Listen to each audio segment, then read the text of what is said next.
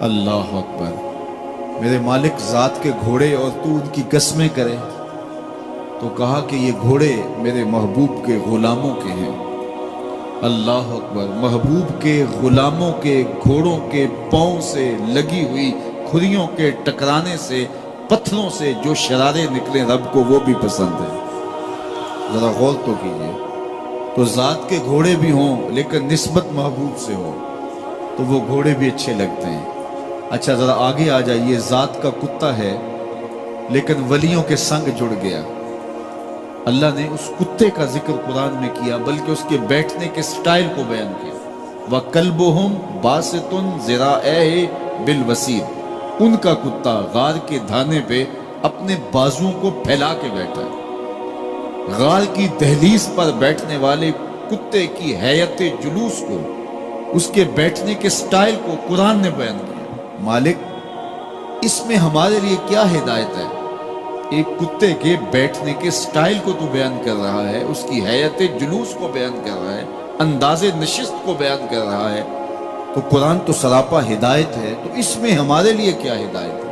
کہا یہی تو بتانا چاہتا ہوں کہ ذات کا کتا بھی ہو، سنگ نیکوں کے جڑ جائے تو وہ قابل ذکر ہو جاتا ہے، اور اگر تم میرے ولیوں سے جڑ جاؤ گے پھر تمہارا مرتبہ کیا؟ یہاں تو کتے جڑ جائیں تو قابل ذکر ہوتے ہیں۔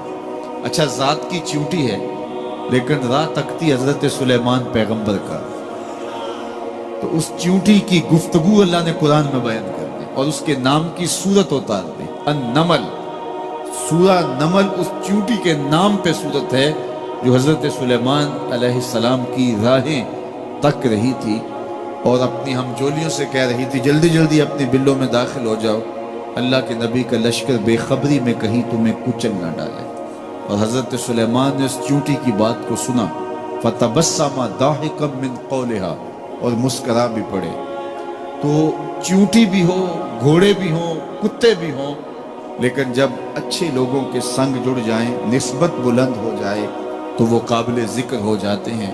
تو ہیں گھوڑے لیکن میرا رب رب ہو کے قرآن میں ان گھوڑوں کی اداؤں کی قسمیں کر رہا ہے۔ وَالْعَادِيَاتِ ضَبْحًا فَالْمُورِيَاتِ قَدْحًا فَالْمُغِيرَاتِ صُبْحًا فَأَثَرْنَ بِهِ نَقْعًا وَوَسَطْنَ بِهِ جَمْعًا، قسم ان گھوڑوں کی جو تیز دوڑیں تو سینوں سے آواز نکلے، پتھریلی زمین میں جائیں تو پاؤں سے شرارے نکلیں، گرد و غبار اڑائیں، دشمن کے لشکروں کو تاخت و تاراج کر کے ان کے جتھوں میں گھس جائیں، ان دلیر اور بہادر گھوڑوں کی میرا رب رب ہو کے قسم کر رہا ہے۔ یہاں قسم کی بات چلی تو اللہ نے محبوب کے گھوڑوں کی قسم کی، گھوڑوں کی اداؤں کو پسند کیا۔ محبوب کے غلاموں کے گھوڑے، ان کے پاؤں سے لگی ہوئی کھریوں سے ٹکرانے والے پتھروں سے نکلنے والے شرارے، رب کے وہ بھی محبوب۔ اللہ اکبر۔ تو پھر قسم کی بات چلی تو کبھی گھوڑوں کی قسمیں کی، کبھی محبوب کی راہ گزر کی قسم کی۔ لا اقسم بہذا البلد، مجھے قسم ہے اس شہر کی۔ تو شہر مکہ کی قسم کیوں کی؟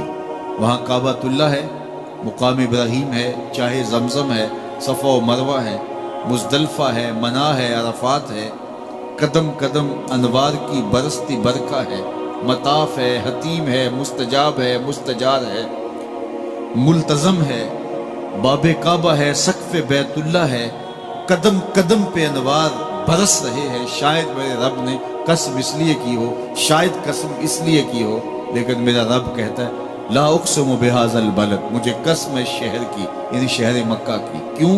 یہاں کعبۃ اللہ ہے، یہاں مقام ابراہیم ہے، یہاں مزدلفہ ہے، منا ہے، عرفات ہے۔ کیوں قسم؟ وَأَنْتَ حِلٌّ بِهَذَا الْبَلَدِ، محبوب اس شہر کی گلیوں نے تیرے قدم چومے۔ اے انت مقیم فی هذا البلد، امام قرطبی نے اس کا مفہوم بیان کیا۔ محبوب آپ کی اقامت اس شہر میں ہے، آپ کے سانسوں کی خوشبو سونگی ہے شہر کی فضاؤں نے، اس لیے مجھے شہر کی قسم کہ محبوب یہاں تم جو رہتے۔ اللہ اکبر۔ تو محبوب کے شہر کی قسم کی، والعصر، محبوب کے زمانے کی قسم کی، والضحیٰ، محبوب کے چہرے کی قسم کی، واللیل، محبوب کی لٹکتی زلفوں کی قسم کی۔